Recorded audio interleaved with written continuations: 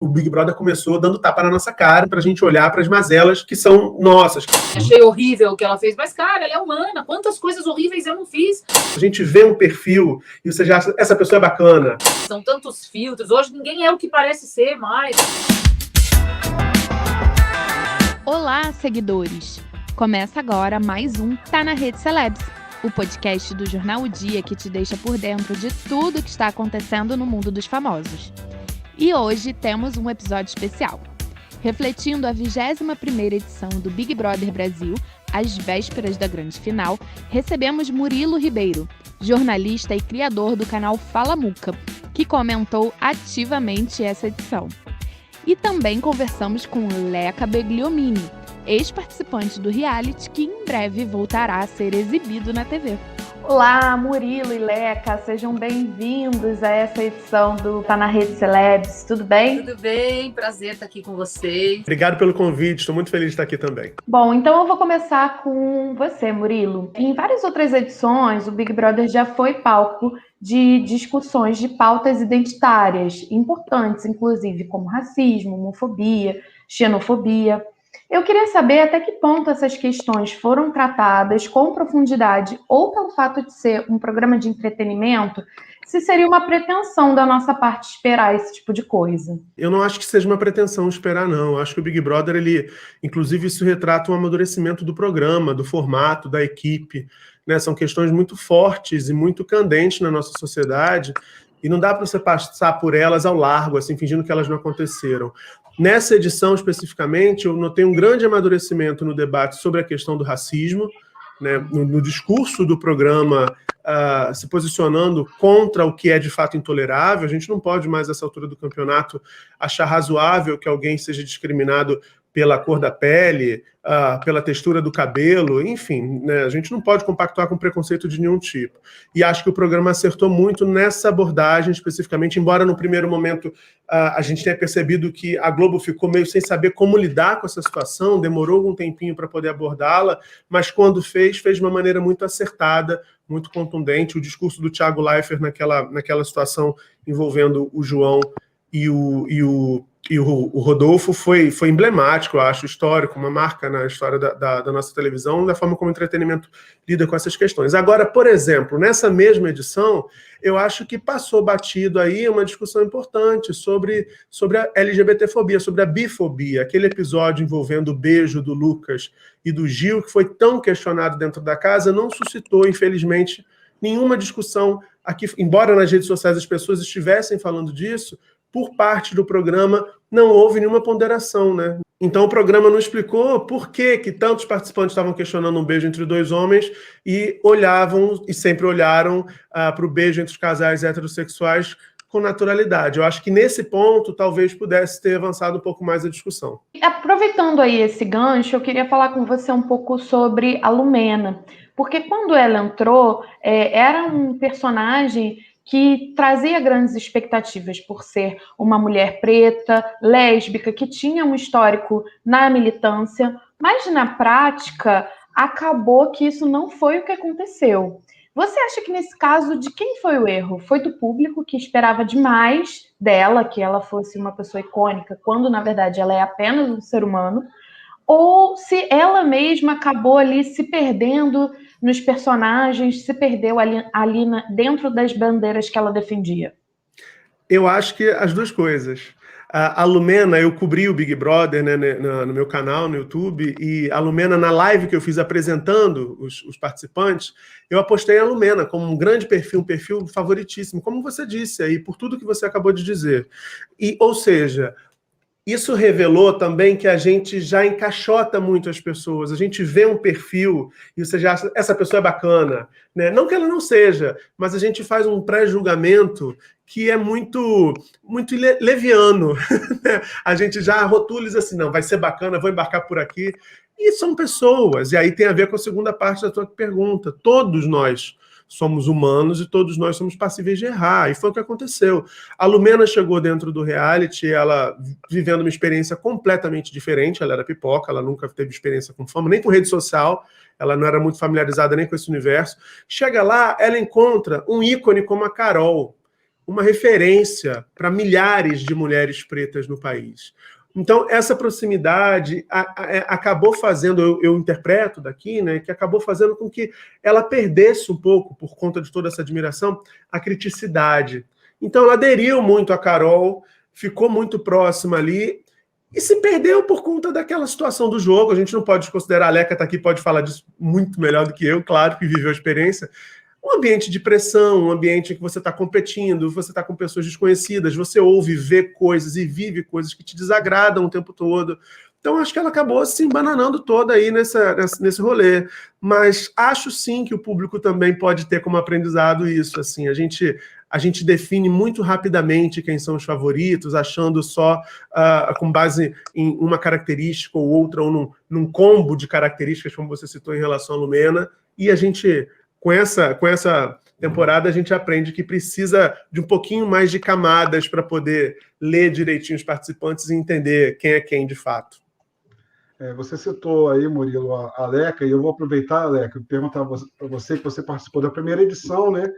Quando as redes sociais ainda estavam... Na verdade, assim, a internet ainda estava engatinhando, né?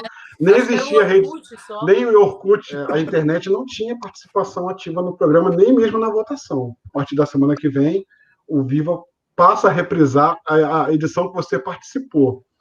Queria saber qual a sua expectativa para encarar esse tipo de reprise, né? E se você teme algum tipo de repercussão negativa da sua participação nesse episódio, até porque era uma outra época, eram outros conceitos. Pois é, mas você sabe que essa notícia repercutiu em mim de uma forma que eu nem sei te dizer, né? No dia que eu soube, na verdade eu soube até porque o Viva o canal publicou alguma coisa e começaram a me marcar, e eu falei, gente, será que isso é sério? Até porque se fala, é um programa de jogo, né? Você já sabe o resultado, será que vai ter essa repercussão que eles imaginam e tal? E fui sentindo qual que era, e pensando, né, hoje eu tenho filhos, um outro momento da vida e tal, enfim, filhos que sabem claramente tudo que eu passei e tal. E no final eu tive realmente um misto de sentimentos, né? A minha filha ainda brincou comigo e falou, mãe, você nem começou a fazer mídia social, você já vai ser cancelada. Eu falei, pô, confiança, hein? Que coisa você quer confiar? Enfim. Mas, de qualquer forma, assim, acredito que tem esse olhar de ser um outro tempo, né? Inclusive, eu estava lendo até outro dia uma entrevista que o próprio Boninho deu, citando o caso da minha bulimia e a forma que isso foi tratado, né? Seria completamente diferente hoje, por exemplo, né? Eu, naquela época, nem aquilo não era nem nominado ainda, né, direito, assim. Eu já sabia porque eu tinha tido alguns episódios anteriores, mas para o grande público, a bulimia era um grande mistério, sei até pelas respostas que eu dava quando eu saí e tal. Enfim, então, acho que são outros tempos. Tenho zero medo do cancelamento, até porque eu não sou das mais ativas nas mídias sociais e tal. Então, e acredito que tem essa tolerância, né? Quando a gente vê o Viva, por exemplo, que é um canal de reprises, você vê lá, sei lá, aquele humor de escracho que eram os normais, ou qualquer outra coisa, que tem coisas que falam coisas inaceitáveis, gente, hoje. Imagina, né? Acho que é todo mundo preso. Então, acho que tem essa tolerância, esse olhar do público mais... de uma forma mais leve, né? Porque nessa edição veio com a mão muito pesada tudo, né? Esses pré-julgamentos foram determinantes aí para o caminho do jogo, né? Eu acho que teve gente que saiu que nem deu tempo de se mostrar como pessoa. Talvez a gente tenha reconhecido as bandeiras, as militâncias, mas não o que era pessoa. E o Big Brother, de fato, ele se alimenta dessa curiosidade, desse voyeurismo a respeito da personalidade e da vida íntima da pessoa, né? Acho muito legal essa oportunidade de se falar sobre assuntos. Como eu falei sobre a bulimia, eu não tinha essa consciência, né? Até por isso eu estou escrevendo um livro agora, porque eu percebi que esse discurso, quando eu saí, eu era só uma menina vivendo uma aflição ali, com um transtorno, com uma questão que eu não sabia lidar, com uma exposição que era algo inusitado na minha vida, enfim. E quando eu saí, o discurso era muito pronto. E não por mal de ninguém, né? Porque quando há um vácuo, alguém fala. E eu não tinha uma coisa para falar, era só uma aflição que eu mal sabia descrever. E aí, quando você sai e vê aquele discurso ali vendido, anos depois, porque tem que ter alguma coisa boa e ficar mais velha, né, gente? Você vai percebendo, você fala, cara, o meu incômodo não vem de eu ter me revelado. Inclusive o fato de eu ter me revelado, que não existia essa consciência da revelação, mas foi muito bom, porque a única coisa que quebra estigmas tão enraigados na gente quanto os da aparência e física para a mulher, do peso, da forma e tal, é a informação, né? Então, se pode trazer informação, que é o que a gente falou, o Murilo citou agora o dia do João e o discurso do Leifert. O discurso do Leifert era aquele discurso que todo ser humano consciente gostaria de ter feito, né? Enfim, eu tremi no sofá, falei, é isso que tinham que falar e tal, porque realmente, e se tem o Big Brother foi muito cobrado esses anos inteiros, né? Esses anos todos, esses 20 anos, sobre o que ele dizia, o que ele deixava, sobre essa coisa do ser pop, ser bagaça, enfim, e o Big Brother esse ano cumpriu muito seu papel, que é disso, de informação e tal. Tem o entretenimento, tem a bagaça, tem o que quiser, mas enfim, mas tem esse papel também. E desde o primeiro ele vem cumprindo esse papel. E aí eu concordo com o Murilo que essa maturidade em contar essa história vai fazendo do programa uma coisa um produto que cada vez mais é aceito, porque aí até aquelas pessoas que jogavam pedra reconhecem o valor da educação. E no caso do João foi uma aula, né, gente? Então, enfim, a forma que isso é contado foi se afinando através dos anos aí. E eu também senti aí pessoalmente que eu precisava descobrir algumas coisas em relação ao discurso que eu fiz, né? Porque eu falei, cara, eu falei sobre isso, e aí? E esses anos todos me investigando, vivendo com o transtorno alimentar, que é um traço meu, e descobrindo ferramentas para lidar com isso, e descobrindo qual era o meu discurso em relação a isso, né? E aí eu senti essa necessidade realmente de dar a cara e aparecer falando, porque minha filha se tornou adolescente.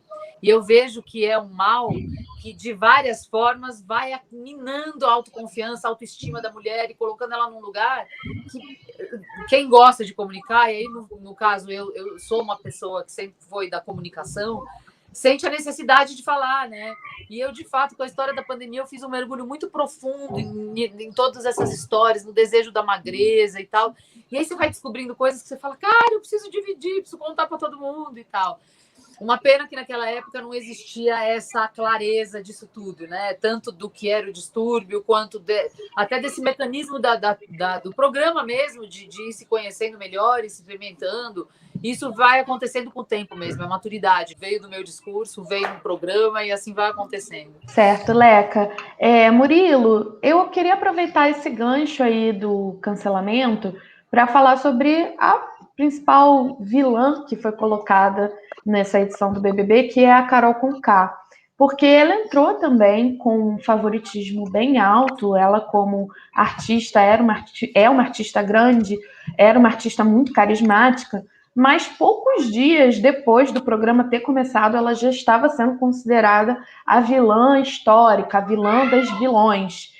E, nesse sentido, ela está fazendo um esforço muito grande para reverter a imagem, né? Toda a peregrinação que ela está fazendo nos programas de TV, a Globo está lançando um documentário com ela agora. Eu queria saber de você, se você acha que é possível reverter essa imagem de grande vilã nacional, e se sim, esse caminho que ela está seguindo é o ideal?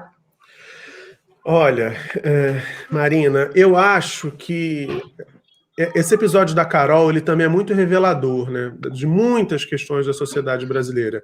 Eu acho que se a Carol fizesse a mesma coisa, as mesmas coisas que fez, que foram horrorosas, foram erros muito grosseiros, né, sob qualquer perspectiva, né, sobre o erro do ponto de vista da humanidade, do ponto de vista de alguém que preserva ou quer preservar a própria imagem, a própria carreira, do ponto de vista de alguém que está interessado em ganhar o jogo, porque é um jogo, o programa, né, se trata disso. Em todas essas perspectivas, a Carol errou, ela falhou. Mas eu acho, pelo que eu tenho visto, sobretudo de reação do público no trabalho que eu tenho feito, no canal, nas lives e tal, se a Carol fizesse as mesmas coisas, mas se ela tivesse um outro corpo, se ela tivesse um outro gênero, e se ela tivesse, sobretudo, uma outra cor de pele, a gente não estaria ainda falando da Carol Conká desse jeito. Então, acho que isso revelou, sim, que o Brasil tem um apetite voraz para cancelar a mulher preta. O Brasil tem um apetite imenso para poder tacar pedra nessa parcela da população, da sociedade, que está ali na base da pirâmide, né, que recebe os menores salários, geralmente, que está mais vulnerabilizada, mais exposta à violência doméstica, à violência sexual, né? São as mulheres pretas que mais sofrem com tudo isso. Então, acho que toda essa execração, essa necessidade de execração pública, porque tem uma sede, né? O público, parte do público, quer ver a Carol humilhada, quer ver a Carol chorando. Aí a Carol aparece em todos os programas que ela já apareceu até aqui, chorando e numa situação de rendição, porque ela está se rendendo. Olha, eu errei, me desculpa. E as pessoas não estão satisfeitas, elas querem mais diante disso. Então, acho que tem muito aí sobre a sociedade brasileira, esse prazer, esse gozo com o sofrimento de uma pessoa preta, que também a gente precisa sublinhar nesse caso, né? Repetindo, porque aí quando você faz essa ponderação que eu estou fazendo aqui, as pessoas logo vêm dizer assim, tá passando pano. Não estou passando pano. Mas eu acho que a Carol entrou num jogo, a punição para ela recebeu, ela foi eliminada, e ela recebeu uma punição que ninguém poderia imaginar no começo da temporada. Ela bateu um recorde mundial de rejeição no Big Brother. Isso é coisa pra caramba, 99,7% de um paredão com milhões de votos, isso é muita coisa. Para um indivíduo processar tudo isso, nossa, era isso não que eu é ia falar, leca. Desculpa te cortar, mas imagina. Cara, aquela cena dela na divulgação da série, né? Eles colocam uma cena que, eu ontem cheguei para minha filha, aquilo foi tão forte para mim, eu assisti do sofá, assim, eu falei, cara, imagina você entrar, porque todo mundo reprova alguma passagem da sua própria vida, né? Todo mundo tem algo de que se arrependa. Então, enfim, você imagina você entrar num lugar e os telões exibindo tudo aquilo que você se arrepende de ter feito. Eu vi a série toda, eu vi a série já, Oleca, e tem um momento que ela aparece no telão assim, você bateu o recorde mundial de rejeição no Big Brother. Então, assim, a série diz muito, do ponto de vista audiovisual, fiz ontem um programa sobre isso, do ponto de vista audiovisual é perfeito, recomendo que todo mundo assista, mas ela é uma porrada na nossa cara. Eu acho que quem é sensível a essas questões que a gente está levantando aqui, não tem como sair bem. Eu vi no dia da estreia, na madrugada, ela estreou à meia-noite de ontem, eu maratonei os 4 episódios, depois eu não consegui dormir. Porque você fica pensando sobre essa sociedade, você fica pensando sobre essa necessidade que as pessoas têm de mexer nessa ferida da Carol e por que a gente precisa ver isso em praça pública. E um outro exemplo, se a gente deixar a Carol de lado um pouquinho, se você pensar em qualquer pessoa que saia da casa, o Arthur que saiu agora, também fez um monte de bobagem na casa, as pessoas vão para o Twitter para dizer assim, a Ana Clara não jogou na cara dele, que ele fez isso, a Ana Maria... As pessoas não entendem que a eliminação é o ponto final desse jogo. E aí elas não precisam consumir essa pessoa mais, não precisam seguir essa pessoa nas redes sociais, não precisam. A pessoa vai voltar para o ostracismo, se for do desejo da maioria. Mas as pessoas querem mais. E sobre a segunda parte, Marina, se vai ser suficiente esse esforço para reconstruir a carreira da Carol Conká, eu honestamente torço para que seja, sim, porque eu acho que ela é uma artista que tem uma relevância muito grande, eu acho que o Brasil não pode abrir mão de uma artista preta que chega a ocupar os espaços que a Carol Conká ocupou, mas por tudo isso que eu disse até aqui, eu temo muito que seja um esforço ainda ineficaz, né? Eu acho que por todo esse apetite para poder ver uma mulher preta condenada. Gente, o Wilson Simonal passou por uma situação muito próxima, né, guardadas as devidas proporções de época e de contexto, e ele nunca conseguiu retomar a carreira no mesmo patamar que ele tinha antes. Então, essa é uma história do Brasil, é uma história que o Brasil conta e reconta e não quer enxergar, né? A questão, acho, racial está muito forte nisso tudo aí. Enganchando o que a Marina perguntou a você, assim, é porque assim, a Carol, por tudo que você falou, ela já teria uma rejeição natural por uma parte da sociedade que rejeita esse tipo de personalidade positiva e neste corpo que você falou. Agora, você acha que, para os fãs dela, que viram algumas das pautas que ela até defendia serem quebradas por ela, ela será perdoada para o nicho que ela já tinha como fãs? Eu acho que parte vai perdoar. E vai ter uma parte que vai se perder. Eu acho que isso também é do jogo, né? Eu acho que que a gente está falando de uma outra coisa. A gente está falando de uma decepção das pessoas que já acompanhavam a Carol, que a admiravam e que se viram traídas de alguma forma por ela ter agido de uma maneira oposta a tudo aquilo que ela apresentou como discurso até então, né? Aí eu acho que é uma outra situação. Talvez ela consiga reverter para uma parte desses fãs. Eu vejo esse movimento, eu vejo muita gente se empenhando em dar carinho e conforto para a Carol nas redes sociais também. Claro que tem muito hater, mas eu não vou perder tempo lendo comentário de hater, né? Mas vejo, sim, o esforço de uma base de fãs dela tentando dar esse suporte nesse momento que ela está precisando. Agora, inevitavelmente, vai ter gente que vai deixar para lá, né? Essa é do jogo. Eu queria aproveitar e já emendar aí uma outra questão, que assim, hoje em dia o cancelamento ele é muito falado, muito discutido, mas ele, na verdade, ele é associado ao linchamento virtual. Originalmente, para quem é da época da internet que era tudo mato, o cancelamento era apenas você deixar de seguir a pessoa, parar de consumir aquilo que ela produz, e é isso aí, é a pessoa que lide com a falta de audiência dela. Hoje em dia, o cancelamento ele é igual linchamento. As pessoas perseguem, as pessoas ultrapassam os limites, isso se estende, às vezes, a crimes como racismo, como a perseguição de crianças, enfim, realmente estourou a manada, né? Nesse sentido, a gente teve também 2 participantes que cometeram erros consideráveis no programa, como você mesmo citou. Um deles foi o Arthur e o outro foi o Rodolfo.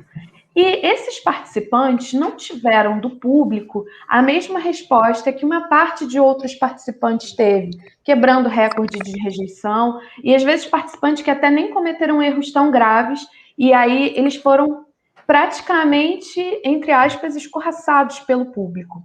Como é que você enxerga essa questão do Arthur e do Rodolfo terem chegado tão longe num jogo e outros participantes terem saído batendo recorde de rejeição? Dá a sensação de que fica um pouco de 2 pesos e 2 medidas? É para mim?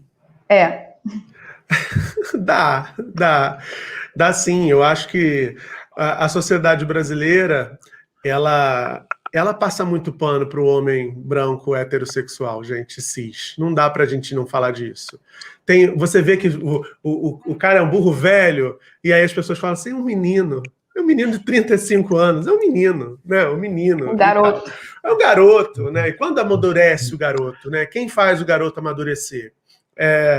Eu faço uma leitura de que há, sim, essa condescendência, de que houve, sim, 2 pesos e 2 medidas nesse julgamento do público. Acho que no caso do Arthur, a única relativização possível é que o Arthur, por uma sorte dele, ele caiu em paredões em que havia também ali uma certa competição com pessoas que estavam naquele momento protagonizando situações de maior tensão no jogo. E por isso o Arthur acabou ficando. Se ele caísse lá atrás, no auge daquela situação com a Carla, se ele caísse no paredão mais favorável à eliminação dele, eu não tenho dúvida de que ele teria também sido eliminado. Ele figurou aí no topo da enquete dos mais odiados por boa parte do programa ali, depois logo do evento Carol Conká, o Arthur, e com a eliminação do Projota, o Arthur figurou no topo desse ranking aí. Só que o Arthur, por sorte também, ou por esperteza, ou por se abrir de fato, ele conseguiu fazer conexões e conseguiu estabelecer vínculos com outras pessoas depois de um determinado momento, e tudo isso fez ele baixar um pouco a temperatura, e a gente começou a olhar, quem tem familiaridade com essa discussão, e perceber que a questão do Arthur ali central é a masculinidade que é frágil, que é tóxica, que está ligada ao machismo. É o cara que é criado para pegar todo mundo e tem que ser o primeiro a tirar a camisa na balada. E aí, como ele vai lidar com a gatinha do rolê, não querendo ficar com ele, querendo ficar com outro, que ele olha e fala assim, pô, mas esse cara branquelo, fumante, magricela, desse jeito, como ela não quis ficar comigo? A rivalidade com o Fiuk nasceu daí, nasceu do toco que ele levou da Thaís, entendeu? Então, assim, tudo frágil demais, tudo por conta de uma concepção, de uma percepção da masculinidade que é muito frágil e que também é muito presente na nossa sociedade, né? O comportamento com a Carla, da mesma forma, um cara que diz que gosta, mas que não tem dificuldade de demonstrar o sentimento porque não quer revelar uma fragilidade, que se cobre debaixo do lençol para chorar porque o amigo foi eliminado, porque ninguém pode ver que ele está chorando. Tudo, sabe, assim, frágil demais, revela uma fraqueza, é um gigante, é um atleta que parece um gravetinho, de tão frágil que pode quebrar a qualquer momento. Então, acho que aí numa sociedade extremamente machista, é óbvio que isso vai ser valorizado, né? É óbvio que vai ter uma disposição imensa das pessoas a apedrejarem a mulher que volta do paredão falso se ajoelhando, pedindo esse cara para ser um aliado no jogo e no amor, né? Uma cena que a Carla deve ter, coitada, deve ter vergonha desse mico que ela pagou, imensa, né? Porque é isso. Aí todo mundo falou assim, cara, ela voltou para esse cara fazendo isso, vamos eliminar essa mulher. Nesse momento ela perdeu, né? Ela perdeu toda a força ali do que ela tinha conseguido no jogo, né? Que ela voltou com tudo e todo mundo esperava que com esse tudo ela fosse fazer alguma coisa, de repente ela ajoelha no pé do cara, que fez tudo errado, você fala, não pode ser, cara. Mas o público teve muita má vontade, né, Leca? Porque também as pessoas não entenderam que a Carla lá no Quarto Secreto, ela não, de fato o Arthur não falou mal dela enquanto ela estava assistindo as cenas lá do Quarto Secreto. Então como é que ela ia julgar esse cara, né? Ela, pelo pouco que ela viu foi razoável.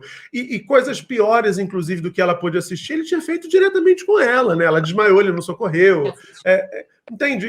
Então, assim, o público teve essa vontade de punir a mulher, de julgar a mulher mais uma vez. No caso do Rodolfo, Marina, eu acho que, assim, um cantor, né, um cantor de um segmento extremamente popular, com uma música que é a mais tocada no Brasil. Aquela semana em que o Rodolfo e o João tiveram aquele embate dentro da casa, para todo mundo que está disposto a discutir essas questões na internet, foi uma semana extremamente difícil, eu fiquei exausto. Eu tive que colocar pela primeira vez moderador em live do canal para poder bloquear comentário racista, porque era muita gente não aceitando que esse ídolo fosse questionado. E isso é uma coisa que é pouco inteligente do ponto de vista do público também, porque você desumaniza os ídolos, né? Quando você isso eu estou falando do Rodolfo, mas assim, com relação a Juliette, que é a favorita, as pessoas estão se portando de forma parecida. Você não pode falar um ai da Juliette, que as pessoas veem como uma horda para cima de você. E a Juliette é humana, ela pode ter falhas, ela pode ser chata de vez em quando, como eu, como vocês, como todo mundo pode. Mas as pessoas não aceitam o menor questionamento. Isso eu acho que é um sinal de alguma doença que a gente vai precisar estudar, assim, uma doença social, né? As pessoas estão embarcando muito. Eu tive um convidado que disse, se a Juliette sair do Big Brother e abrir uma igreja, vai ter gente doando dinheiro, casa, carro para a igreja da Juliette. E isso é esquisito, né? É esquisito demais. Então... Você vê a trajetória dos vilões do Big Brother, né? E a tolerância do público em relação a eles na primeira edição, na segunda edição. Você entende que o que está rolando agora é um momento que politicamente as pessoas já existe uma tensão diferente, assim. Eu lembro que quando eu fiz, o Didi foi muito tirado como o vilão. Que eu até não entendia muito, porque dentro da casa ele era um cara difícil, que tinha suas coisas e tal, mas que era muito leal também, que era muito verdadeiro e tal, enfim. E um verdadeiro diferente de outras pessoas de outras edições que se escondiam atrás disso, sou o verdadeiro, para agredir mesmo. Ele não tinha real, porque teve algumas edições que tiveram personagens assim. E o Didi não tinha isso, mas quando eu saí, eu vi que as pessoas questionavam e tal, quanto essa coisa dele ser o vilão. Mas mesmo ele sendo o vilão, ele era extremamente querido, ele não enfrentou nenhum tipo de situação. Acho que até teve situação de questionamento e tal. O que me faz pensar que realmente a coisa da internet dá uma força para o ódio, né? Porque você ser anônimo e poder avacalhar, escangalhar, ter o poder de cancelar a vida de alguém sem que ninguém nem saiba que foi você, colocou as pessoas num lugar assim de deuses mesmo, de um julgamento pesadíssimo. É forca, né? Acabou, é morte, é isso, a morte social. Entendeu? Acabou, ela quer, foda-se, desculpa, ela não vai viver, entendeu? Enfim, então é um negócio que você vai vendo que junto com o crescimento das redes sociais e das pessoas conhecerem as ferramentas para o anonimato, para o ódio anônimo, né? Para essa coragem toda, é assustador, assim, né? Eu vejo que eu, graças a Deus, fiz parte num outro momento, porque lidar com isso, e é muito frágil, porque pode ser qualquer coisa o gatilho. Qual seria o gatilho? Eu não acho que a Carol, eu também torci para ela ser eliminada do programa. Assim, achei horrível o que ela fez, mas, cara, ela é humana. Quantas coisas horríveis eu não fiz? Ainda mais eu, que agora vou ter a possibilidade de me ver há 20 anos atrás, né? O que será? Da hora que eu falaram, eu falei, puta, o que será que eu fiz? O que será que eu posso ter falado? Não, porque eu evoluí como pessoa também. Enfim, o erro dela com certeza fez ela evoluir. Agora, continuar nesse ódio e espalhando, expandindo isso como uma coisa, é realmente muito preocupante como sociedade mesmo. No momento que a gente ainda está vivendo, que as pessoas deveriam estar numa, né, com outro olhar, praticando uma empatia, enfim. Tanto se fala sobre empatia, né? Mas na hora da prática é essa disseminação de ódio, de raiva, de... É Coliseu, né, Leca? É Coliseu. É O pessoal quer ver. O pessoal quer ver ali os leões se digladiando ali no Coliseu muito e quer triste, ficar... né? A gente é muito ter triste. perdido tanta evolução aí numa sede de ver o circo pegar fogo. Eu acho muito triste. Inclusive, vocês citaram agora há pouco o Rodolfo, no episódio do João Luiz, mas o Rodolfo, antes, já tinha falado coisas horríveis para Carla, exigindo posturas que seriam de companheirismo de uma mulher, enfim. Como é que você vê esse episódio, Leca? É essa coisa do... E aí eu vou falar para vocês que eu tenho estudado tanto tudo isso, todos esses lugares e essas crenças que estão na gente, enraigadas assim, né? E essa coisa do machismo estrutural, como na questão da bulimia, né? O preconceito que você tem em relação à mulher, é tão estrutural essa necessidade da magreza, da beleza. Isso tudo, essa palavra estrutural realmente indica esse lugar que virou normal, né? Todo mundo conhece um Rodolfo, todo mundo, todos nós temos um Rodolfo próximo, né? Assim, que tem esse pensamento, que acha que a mulher tem essa relação com o homem de dívida, de subserviência, e isso foi normal. Como era normal para minha geração, a mulher tinha que ser magra, fosse o que fosse e tal. E aí, quando você vai estudando e você vê que tudo tem uma razão realmente de ser, né? Seja essa razão de consumo, seja essa razão política, mas são as nossas pequenas tragédias, né? Enfim. Mas é muito triste, e de fato eu acho que o Big Brother tem um papel muito importante para quebrar isso tudo, porque de repente as pessoas tem muita gente que está consumindo que nem entendeu o tamanho do buraco aí, né? Da profundidade da coisa, mas que passa a se questionar, como foi no caso do João, depois daquele discurso maravilhoso do Thiago. Não importa se você entendeu que está machucando o outro, você não vai fazer, mesmo que não vai machucar menos se você justificar, puta, mas eu não queria ter feito. Ok, então pega essa sua intenção e une essa sua intenção a essa nova liçãozinha que você aprendeu, entendeu? Então, se eles têm todo esse bope falar isso, é bom demais, entendeu? E o machismo estrutural é outro assunto que está lá dentro, que foi visto em milhões de posturas do Arthur no relacionamento com a Carla, que o Rodolfo teve por zilhões de vezes e que é aceito, entendeu? Enfim, e que já que é esse momento de estarmos na vitrine para falar sobre isso, tem que ser falado, independente do ódio ao participante, que é o que o Murilo falou, acabou o jogo. O que ele fez lá dentro acho que o cara aprendeu. E também acredito que ele não teve má intenção, acredito que ele não fez por mal. É que uma hora esse não fiz por mal tem que acabar, né? Enfim, você não pode machucar e no limite do outro, assim, as pessoas não sabem como lidar com isso. Eu entendo, eu vejo na questão da bulimia, gente, vocês soubessem tanto de vezes que eu cheguei em restaurante que tenha buffet de salada e vem alguém do meu lado e fala, não vai vomitar depois, hein? Nossa. Quer dizer, isso não é o fim. Mas eu vou te falar que eu nunca me senti ofendida, porque eu sentia, quando uma pessoa está ali na cara a cara, diferente da internet, e vem te falar uma coisa dessa, você percebe a intenção. E eu vou dizer para vocês que aí pode até ser que eu seja um pouco Alice e esteja vivendo no mundo de Oz, mas eu não senti de verdade nenhum tipo de agressividade todas as vezes que isso aconteceu. Ao contrário, me parecia até uma pessoa querendo falar, eu sei do teu problema e, entendeu? Tenha um cuidado, mas de uma forma ignorante. Então, assim, eu acredito E aí vale a mesma coisa, é a boa intenção, entendeu? Então, mas você acredita que a postura só tenha sido diferente porque não estava nas redes e estava presencialmente? As pessoas meio que se acovardam daquilo que geralmente, às vezes, nas redes elas têm coragem de expressar, enfim. É que eu acho que aí para a rede vai com agressão, né? Vem com um lado mais de... Porque aí você não precisa, você não está ali, não está com a cara para bater, né? Eu acho que sim também. E as pessoas, aliás, é uma geração, essas novas gerações, eles estão cada vez menos dando a cara para bater, porque estão criando tantas farsas nas redes, né? são tantos filtros. Hoje ninguém é o que parece ser mais, assim. E aí você vê, e é verdade, essa relação do perde-perde que se faz. Quer dizer, eu ponho um filtro para ficar linda, me engano que eu sou linda, te engano que olha para mim, acha que eu sou linda, você acha uma bosta. E uma relação toda errada, né? Que você vai construindo. Enfim, e em termos de emoções também.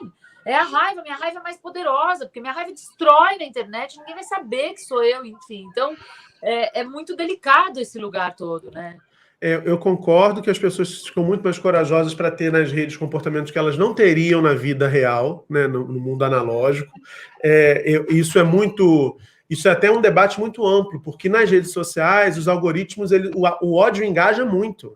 Uhum. O ódio engaja demais. Você bota uma thumb, uma miniatura de um vídeo dizendo assim, detonou fulano. Todo mundo quer clicar para saber por que detonou, por que a fulana foi detonada. Isso é uma loucura.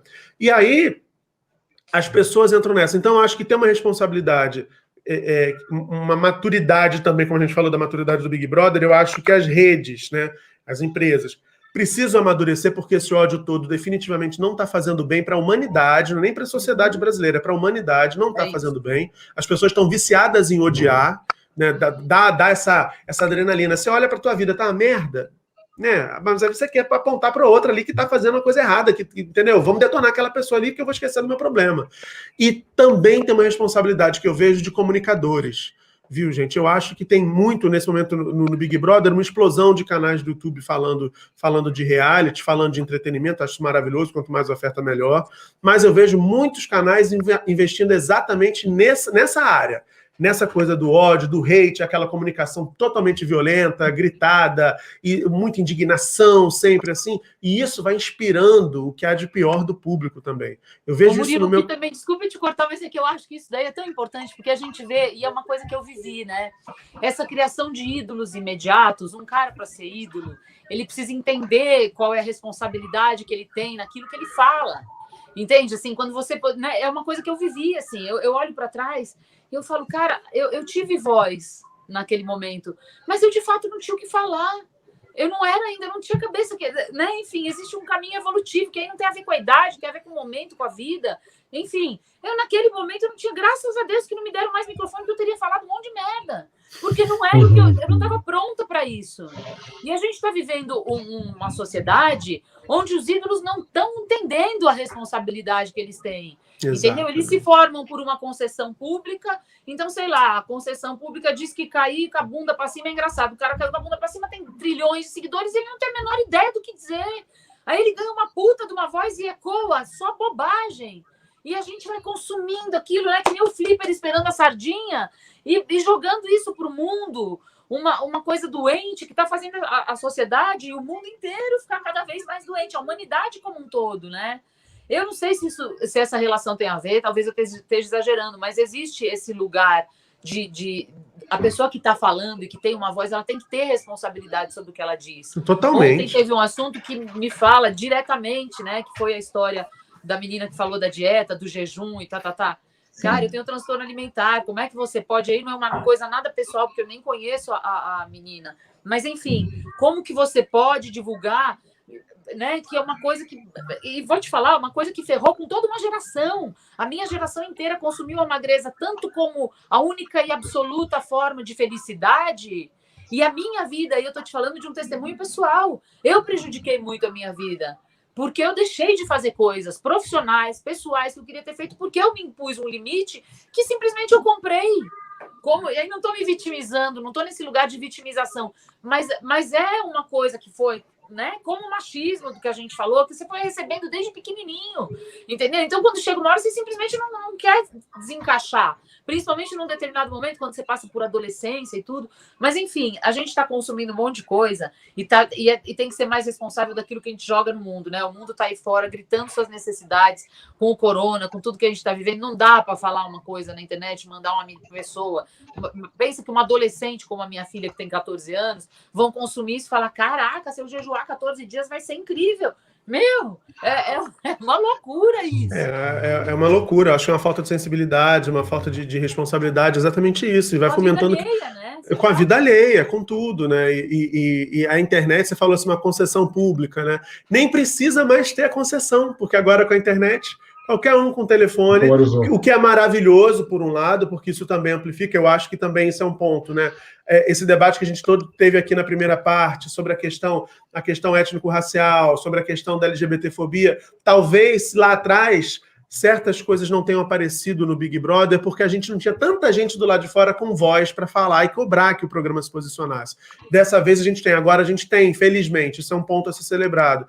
Mas tem, né, como toda moeda, tem dois lados, e tem esse outro lado de muita gente que também revela muita ignorância, porque não sabe que esse anonimato, eu sempre falo isso nas lives, esses comentários toscos, né, que podem ser de coisas mínimas. Ontem eu estava falando só para vocês terem uma ideia, eu estava falando do documentário da Carol Conká e entrou meu seguidor e falou assim, você está ganhando milhões para defender a Carol. Falei assim, cara, se eu quisesse te processar por isso, eu poderia, eu sou um jornalista, estou fazendo o meu trabalho, você está dizendo que eu estou ganhando dinheiro para falar o que eu estou falando e eu não ganhei, você vai ter que provar. E aí? As pessoas não têm compreensão, parece que todo mundo tirou os filtros na internet e está falando... E eu acho que isso a gente pode extrapolar, porque do ponto de vista das lideranças que a gente tem hoje, a gente está vendo isso também, todo mundo sem filtro, falando qualquer bobagem, está todo mundo colando, batendo palma. Então, assim, as pessoas se libertaram desses filtros, só que elas esquecem que não, que a internet tem lei, sim, que um comentário racista, uma acusação falsa, tudo isso pode motivar processo judicial, e essas pessoas, por mais anônimas que estejam ali, pode dar um trabalhinho, mas elas vão ser localizadas e vão ser responsabilizadas por isso. Eu acho que as pessoas também têm uma certa ignorância, uma dificuldade com a ferramenta, um desconhecimento da ferramenta, e se expõem demais até de uma forma irresponsável muitas vezes.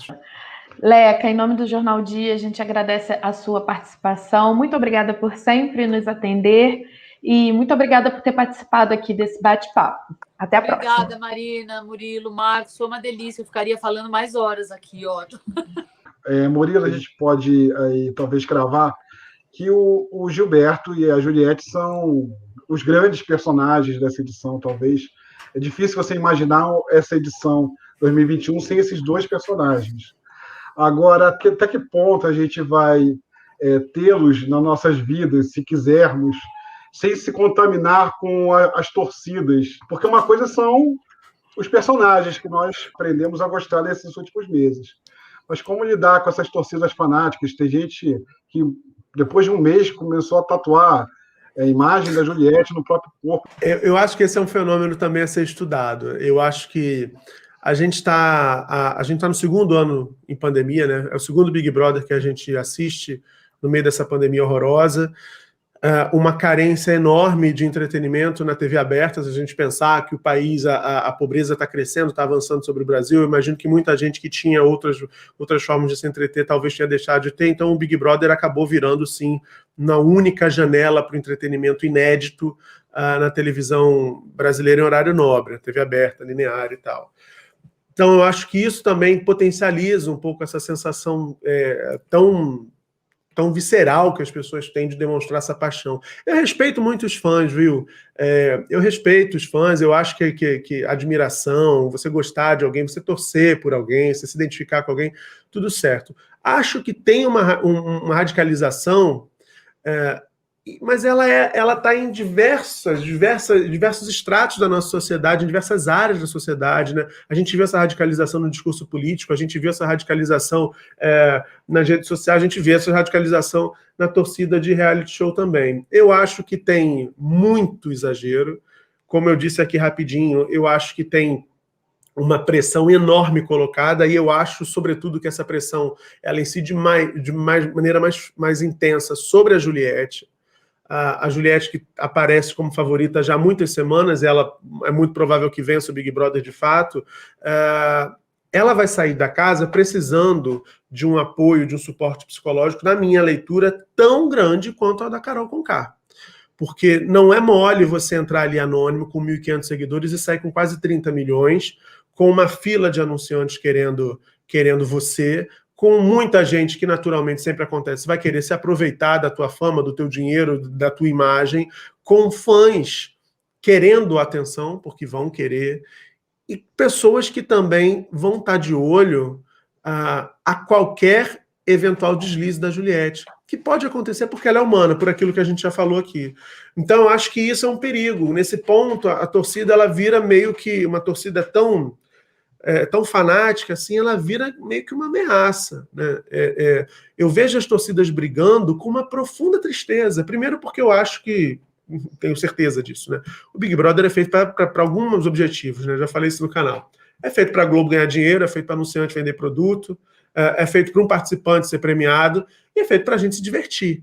Se qualquer uma dessas coisas aqui não está acontecendo, a gente tem que se questionar. Se a Globo não estiver ganhando dinheiro com o Big Brother, ela não vai insistir no Big Brother. Se o anunciante não estiver vendendo, ele não vai bancar os milhões que ele paga para poder patrocinar a prova, o comercial, o almoço do líder, o almoço do ano. Não vai.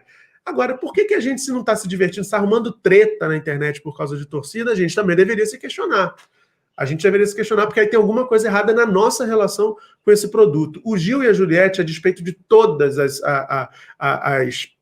diferenças e de todos os acidentes de percurso que eles tiveram nessa relação dentro do reality, eu vejo muita beleza nos encontros dos dois. Eu acho que as cenas dos dois juntos, dançando nas festas, ou se abraçando, ou se confortando nas provas, ou no almoço de ontem que eles tiveram, são cenas muito bonitas, né? E mostra um outro registro de brasilidade, né?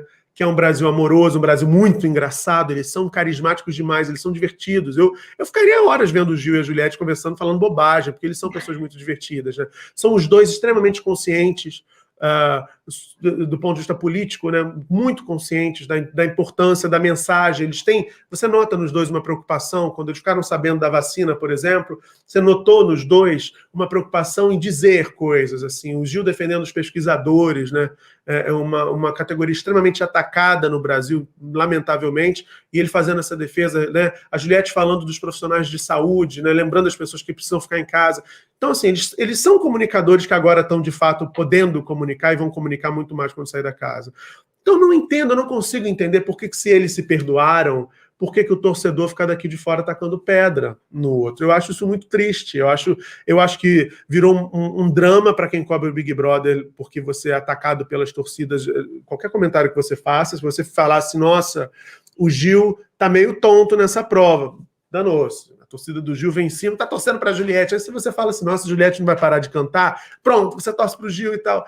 Uma loucura. E eu posso ser muito feliz, e tenho sido, gostando dos dois e torcendo pelos dois na final. Eu acho que esse é o recado. O Brasil pode estar desperdiçando esse entretenimento, essa janela de entretenimento inédito, com uma guerra muito boboca que não vai levar ninguém a lugar nenhum, porque um dos dois vai sair milionário da casa, a gente não vai ganhar rigorosamente nada, seja a Juliette ou seja o Gil.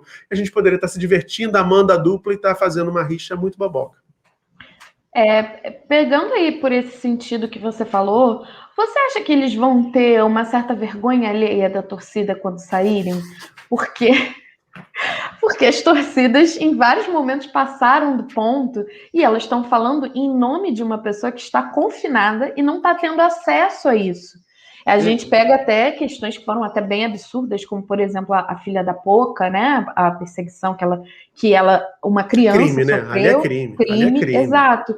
E isso foi falado em nome de uma pessoa que não pode se defender, uma pessoa que nem pode dizer eu concordo ou não concordo. Você acha que quando eles saírem, eles vão ficar, meu Deus, o que rolou? Tenho certeza disso, tenho certeza. Tenho certeza. O Gil, por ter uma compreensão da dinâmica do programa um pouco maior, né, porque ele é um grande fã, talvez ele leve isso, lide com isso assim, cachorrada. A torcida fez a cachorrada e não tem nada com isso, eu estava dentro da casa e tal.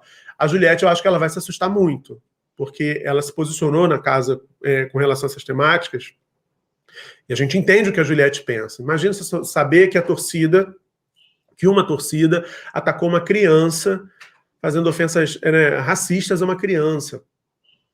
É muito pesado. É muito pesado. Pessoas que dizem te amar, em sua defesa, resolvem fazer isso. É muito pesado. É óbvio que ela vai sentir muito por isso, vai lamentar profundamente, né?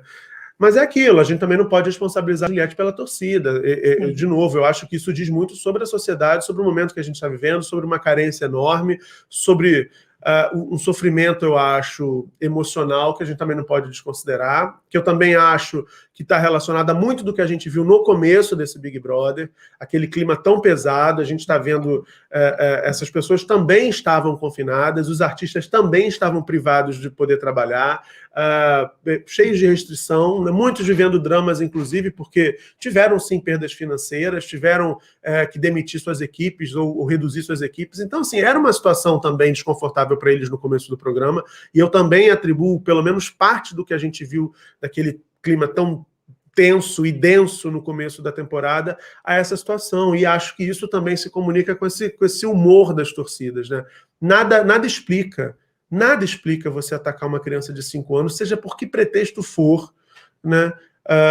Fazendo ofensas raciais, nada explica. Isso é crime, como eu sempre tenho dito, inclusive isso é crime. Então acho que sim, deve bater um remorsinho, uma vergonha alheia, e acho que em algum momento talvez a gente possa ver no futuro a Juliette falando: ei, Cactus, espera aí, vamos conversar um pouquinho, porque, sabe, com todo jeitinho, e ela sabe fazer isso, ela gosta de fazer uma DR, vamos conversar, calma, o jogo passou, vida que segue, respirem, vamos ser felizes, né? Eu acho que vai precisar, inclusive.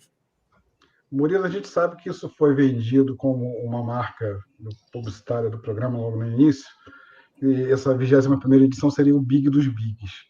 Agora, quase acabando, você acredita que isso seja verdadeiro ou é um pouquinho de exagero aí? Olha, depende da métrica, Marcos, porque tá falando de tamanho, então é a métrica, né? Se for a melhor edição do ponto de vista do telespectador, eu acho que não. Eu acho que não. Eu acho que o programa, aquele início foi muito difícil, a gente não conseguia se divertir, eu não conseguia me divertir vendo. Foi muito difícil, inclusive foi uma entrega completamente diferente do que a gente estava imaginando receber, né? A gente achou que ia ver, assim, outra coisa. E o Big Brother começou dando tapa na nossa cara, assim, para a gente olhar para as mazelas que são nossas, que são de todo o país. E, ok, prestou esse serviço, mas era diferente do que a gente tinha contratado, vamos dizer assim. Do ponto de vista de repercussão, é o Big dos Bigs. A gente nunca falou tanto de Big Brother, nunca teve tanta hora de conteúdo disponibilizado no YouTube falando de Big Brother, tanta live, tanto vídeo, tanto like, nunca. Tanta tag no Twitter, nunca teve, né? Do ponto de vista do faturamento, me parece que também vai ser. Agora, do ponto de vista do debate sobre racismo, eu acho que foi o Big dos Bigs, né? Eu acho que a gente teve o Big Brother com a maior diversidade no elenco da história, e essa diversidade a gente viu que ela foi sendo limada também durante o avançar dos episódios. Isso também diz alguma coisa sobre a nossa sociedade, sobre a forma como a gente lida com essas questões. Mas sim, sobretudo pela forma como o programa tratou o episódio entre o Rodolfo e o João, eu acho que foi o Big dos Bigs, né? Se a gente puder fazer uma categoria assim, olha, foi o episódio que melhor tratou, o programa, a temporada que melhor tratou a questão racial. Foi o Big dos Bigs. E acho que esse ponto, isoladamente, ele já é um serviço enorme prestado para a sociedade, para a reflexão. Acho que é um case que vai ser estudado, eu acho, depois, nos cursos de comunicação, como um programa de entretenimento se posiciona num momento de sociedade tão polarizada, em que tinha muita gente ali odiando imaginar que um ídolo pudesse estar associado a um episódio de um comentário racista. Como é que um programa que tem o objetivo de se vender, de ser assistido, porque é disso que se trata, como é que ele dá esse recado, que foi um recado tão contundente, sem chocar essa parcela do público que é mais conservadora, alguma parcela até mais reacionária e mais preconceituosa mesmo, sem repelir esse público, né? E eles foram extremamente hábeis ao fazer isso dessa forma, né? Não há registro de que a audiência tenha despencado depois daquele episódio. Então, acho que nesse ponto eu destacaria, assim, foi o Big dos Bigs se a gente for olhar para essa questão do debate sobre a temática, sobre a posição do programa sobre a temática racial. Mas, em contraponto, houve uma eliminação do João 2 semanas depois, muito provavelmente associada a esse episódio, né? Não tenho dúvida. Aí tem a questão do público, né? Faltou combinar com os russos. Faltou combinar com os russos. É isso. E assim, a gente via, o Marcos, nas redes sociais, Marina também, a gente via que o João e a Camila, eles passaram a ser apontados nas enquetes como pessoas falsas, como pessoas que criaram VTs, como traidores. Houve uma reação tentando desqualificar o João e a Camila o tempo inteiro a partir daquele episódio. E aí eu acho que isso a gente tem que imputar esse racismo, esse preconceito que está tão arraigado na nossa sociedade, está no DNA do brasileiro. A gente cresce aprendendo, né, a ter medo do homem preto que entra no ônibus. A gente cresce aprendendo que o bandido é preto. A polícia se porta dessa forma. A polícia, se tem um branco e um preto, ela reviste o preto. E não estou culpando os policiais, eu estou dizendo que esse é um problema da sociedade. A gente está configurado dessa forma. Alguém precisa dar um reboot, sabe, na sociedade brasileira e falar assim, cara, vamos encarar isso aqui, porque isso está matando gente, isso está trazendo sofrimento para milhões de pessoas o tempo todo, isso está oprimindo gente, né? Tem gente que está perdendo oportunidades por conta disso, oportunidade de emprego, oportunidade de falar, de ocupar espaços, né? A gente não tem tantos políticos pretos num país onde a maior parte da população é preta. Pensa sobre isso, a gente é um governo de brancos, então é sobre isso. A gente precisa encarar essa questão e ainda acho que tem que avançar muito. O Big Brother fez um serviço importante, mas acho que esse serviço tem que ser contínuo e a gente tem que estar falando disso todos os dias. Vocês sabem, quando eu faço um programa falando de racismo, eu tenho menos visualizações, eu tenho menos curtidas. Se o meu entrevistado é preto, eu tenho menos visualizações e menos curtidas. Isso eu já sei, o canal existe há 4 anos, eu já sei disso. Mas eu acho que a gente não pode se acovardar. Eu continuo fazendo, eu continuo falando. Porque a gente precisa entender. A gente precisa entender que, primeiro, o racismo não é uma questão das pessoas pretas, é uma questão das pessoas brancas, que inventaram o racismo. Né? Então a gente precisa ter a decência de falar dessas questões, de pautar esses temas, de trazer as pessoas pretas para discutir esse assunto, mas também não só esse assunto, que elas parecem encaixotadas e só podem falar desse assunto, e isso é muito tóxico para elas. Né? Você imagina você passar uma vida falando da mesma coisa, e essa coisa é: me deixem ser quem eu sou, me respeitem por eu ser quem sou. Pô, isso é um saco, isso é uma pressão absurda. Então eu acho que a gente precisa sim, encarar esse debate, e o Big Brother sublinhou e colocou em negrito que sim, esse debate é fundamental. Mas como entretenimento, saudade BBB 20. Vamos aqui pro próximo. Olha, vou te falar, saudade BBB. Eu gostei muito do BBB do Jean Willis. Gostei demais. Aquele também. Big Brother. Gostei muito. O 5. Gostei muito do 7. O 7 eu trabalhei no site do Big Brother. Do Alemão, da Família e da Iris, que agora está no limite. Gostei muito, foi uma loucura, um período de muito cansaço na minha vida, mas foi maravilhoso. Gostei muito daquela edição também. Sim, saudades. Vamos agora para o nosso último quadro, é um bate-bola. Quem foi o participante que mandou melhor no game? Acho que a Juliette. Quem foi o participante mais injustiçado pelo público? Eu vou ficar com o João. E quem você acha que ganha essa edição? A Juliette ganha. Acho que a Juliette ganha. Essa pergunta daí, a resposta já está pronta faz tempo, né? Acho que a Juliette ganha. Isso tem a ver com o que eu falei. A Juliette, ela foi a mais habilidosa porque ela soube perceber o que tinha acontecido com ela no começo e ela soube comunicar isso para o público. Ela faz isso o tempo todo. Ela lembra o tempo inteiro que ela foi perseguida, que ela foi humilhada, que ela foi destratada. Eu não sei se ela fez isso por jogo. Se ela tiver feito, está tudo bem, porque aquilo ali é um jogo. Ou se ela fez isso porque é a personalidade dela mesmo. Mas o fato é que todo mundo no Brasil inteiro entende que a Juliette foi perseguida, que ela foi destratada, que ela foi humilhada, que ela foi questionada. Então, ela foi muito habilidosa ao estabelecer essa comunicação direta com o público, né? Enquanto tinha gente ali que ficou jogando como se o público não existisse e saiu rejeitado da casa com rótulo de boa jogadora. Eu nunca vou entender isso. Para mim, não foi uma boa jogadora a VTube, por exemplo. Mas, enfim, isso é outra história. Certo. Obrigada, Murilo. Então, em nome do Jornal Dia, a gente também agradece demais a sua participação. Nosso papo foi muito rico. Muito obrigada por falar com a gente e até uma próxima. Obrigado. Fiquei muito feliz com o convite. Adorei. Estou sempre aqui, pelas ordens. Obrigado. Obrigado, Murilo.